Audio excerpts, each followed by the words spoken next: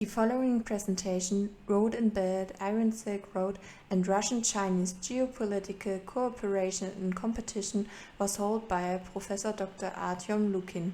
On the conference, Korea, the Iron Silk Road and the Belt and Road Initiative, Soft Power and Hard Power Approaches. The conference discusses an urgent and deep processing topic. How can middle powers like South Korea and Germany benefit from closer economic and political linkages across the Eurasian landmass, in particular the Belt and Road Initiative, dominated by China? Should they rather jump on the bandwagon or should they follow distinct own initiatives, either in their region or interregionally? I'm going to speak about the Russia-China relationship and how it fits into China's Belt and Road initiative. As you know, Russia and China have officially been strategic partners since 1996.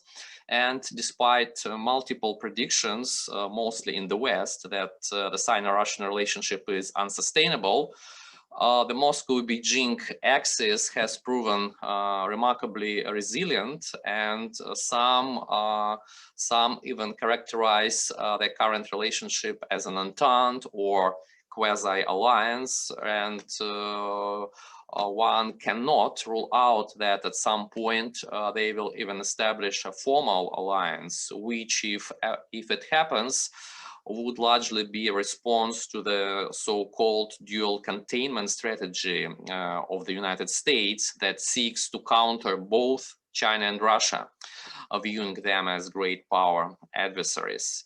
But I would like to emphasize that the future viability of the Russia-China entente is to a very significant degree based on their mutual recognition of each other as equals. Of course, Moscow is well aware that Russia is no longer equal to China in the economic dimension, and the gap is widening. But the Kremlin is adamant that there should be political equality. And let me give you an example of that, which is related to the Belt and Road Initiative. Actually, Russia welcomes the BRI. In 2017 and 2019, Vladimir Putin attended the BRI summit in Beijing as the main guest of honor. However, Moscow has never signed an agreement to join the BRI. Unlike dozens of other governments, like such as Italy or even the Australian state of Victoria, Russia has not signed with China a BRI agreement or MOU. Instead, Vladimir Putin and Xi Jinping in 2015 signed a framework agreement to link up the Russia-led Eurasian Economic Union and the BRI, which I think from the Moscow viewpoint, it was to imply the equal status. Also, Russia has been promoting the vision of a greater Eurasia partnership, which is, in a sense, competes with the BRI for the role of the main framework of Eurasian integration. And unlike the BRI, which is clearly China-centric, the Greater Eurasia is designed as a concert of the supercontinent's major powers and integration blocks, with no one in the dominant position. And of course, Moscow hopes to play the role of a key political broker within this Great Eurasia, thus raising its influence far beyond what Russia's economic capabilities would allow. There are at least three major parts of Eurasia: East Asia, Central Asia, and the Arctic, where China and Russia's geopolitical interests intersect, creating potential for competition and conflict. However, Moscow and Beijing have so far largely been able to keep their differences in key Eurasian zones under control, while displaying a significant degree of mutual coordination and collaboration. For example, we have seen this in Central Asia, I think for 2 decades already, we have heard predictions mostly coming from the West that China and Russia are destined to clash in Central Asia, but it hasn't happened, and I don't think it's going to happen in the foreseeable future. In fact, Moscow and Beijing have been able to manage whatever differences they have in Central Asia, and this stands in a stark contrast to what we can see in relation to Ukraine, where Russia and the West are actually clashing. So what Russia and the West have not been able to achieve, in Eastern Europe, particularly in Ukraine, China and Russia have been able to do in Central Asia. They have been able to find some accommodation. At least they have been able to avoid a direct clash. Okay. To save time, I will now turn directly to the economic dimension of the Russia-China relationship. Of course, the coronavirus pandemic hit the Sino-Russian trade. It dropped by almost 3% last year, which was largely caused by the fall in the price of oil, which is Russia's main export to China. And the pandemic has also inhibited the operation of the transport links between Russia and China. For example, the throughput of the Zabaikalsk-Manzhouli railway border crossing, which is the main Russia-China overland entry point, is now two times slower than pre-COVID. But still, the cross-border transport links, they operate. And actually, Russia's economic dependence on China grew in 2020, with China's share in Russia's foreign trade rising from 16% to 18%. So we do see this trend of Russia's growing trade dependence on China. For example, in 2010, just 10 years ago, China accounted for only 9.5% of Russia's exports and imports, and today, as I just mentioned, it's 18%. And actually, in my paper, which I'm going to send to Professor Robel very soon, I cover the main areas of the Russia-China economic cooperation, like energy and agriculture. But I would now like to focus on transport, because this is something which is directly related to the BRI. I would like to emphasize that there have been some significant advances in the development of transport infrastructure connecting Russia and China recently. And 2 new transborder bridges across the Amur River are the most significant accomplishment in this respect. So one bridge is for vehicles, and the other for railway trains. And it's amazing that these 2 bridges have become the first ever permanent bridges linking Russia and China across the main natural boundary, the Amur River. So just think of it. So Russia and China have been neighbors for centuries, and the main boundary has been the Amur River. But Russia and China have never had permanent bridges across the Amur, and now there are such bridges.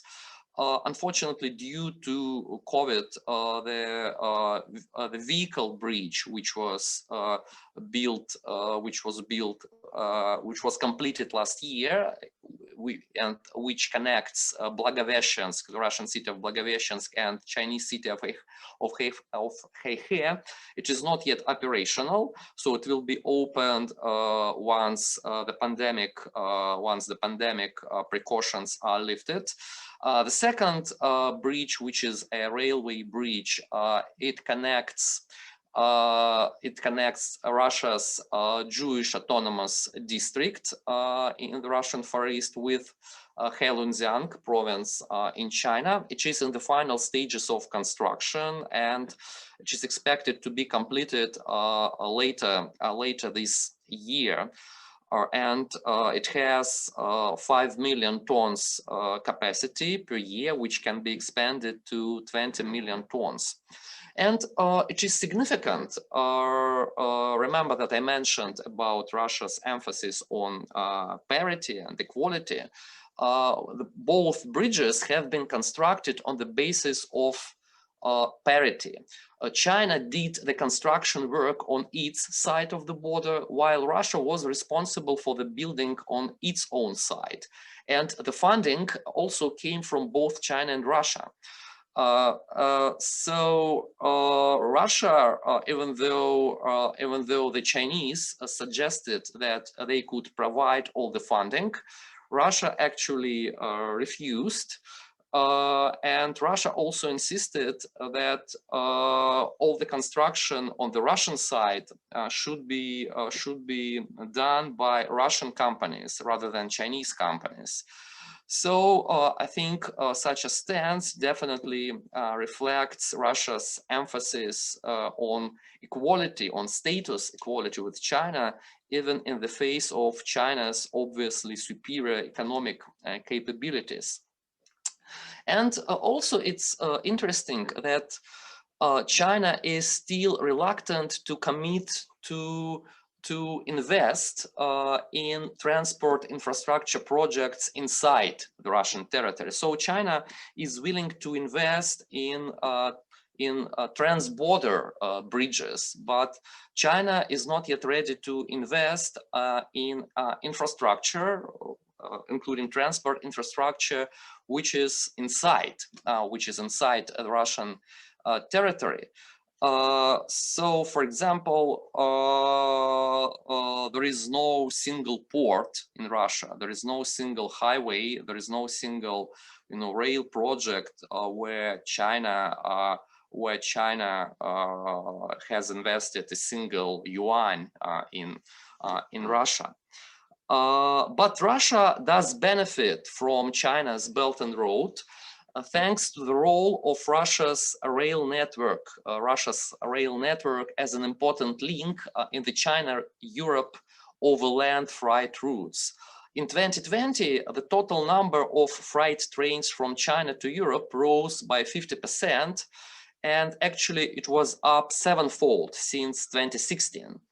And most of this China-Europe traffic goes via Kazakhstan and Russia, because these two Eurasian countries, Russia and Kazakhstan, provide the shortest land route from China to Europe.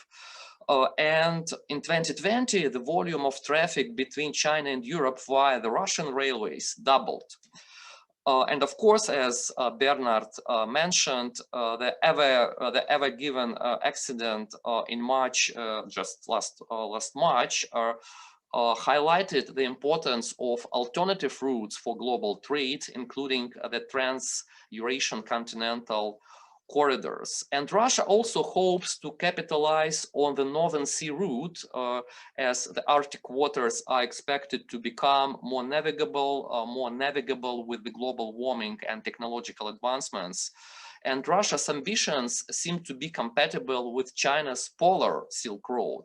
However, just as the case with China's reluctance to invest in Russia's infrastructure, China is not seems not to be in a hurry to invest in the expensive infrastructure required to turn the Northern Sea route into a major commercial sea lane. So let me now make some concluding remarks. Being the largest and transcontinental Eurasian country, Russia occupies an important place in China's BRI. One of the BRI's main land routes that actually includes Russia. And as I mentioned, the polar Silk Road will potentially traverse the Russian-controlled Arctic waters.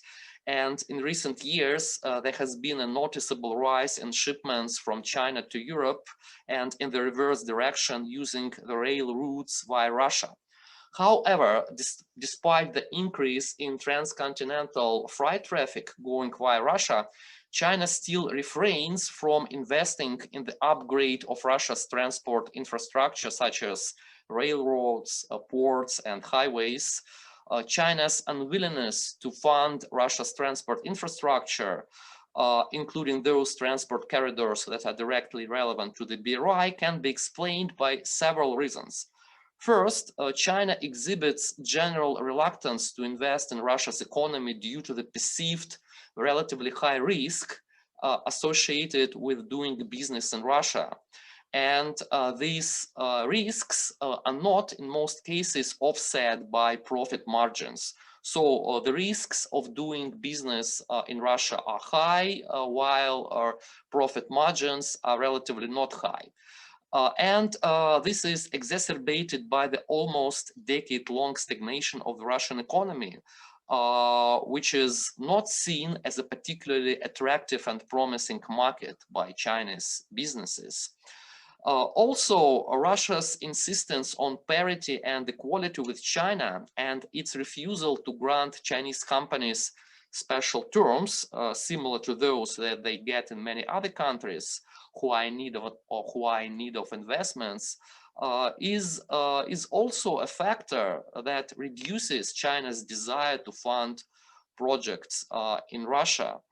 And as I mentioned, Moscow's refusal to sign a bilateral BRI agreement with China might also be a reason why Beijing has not invested a single yuan in the BRI related infrastructure projects in Russia. So I will stop here. Thank you very much.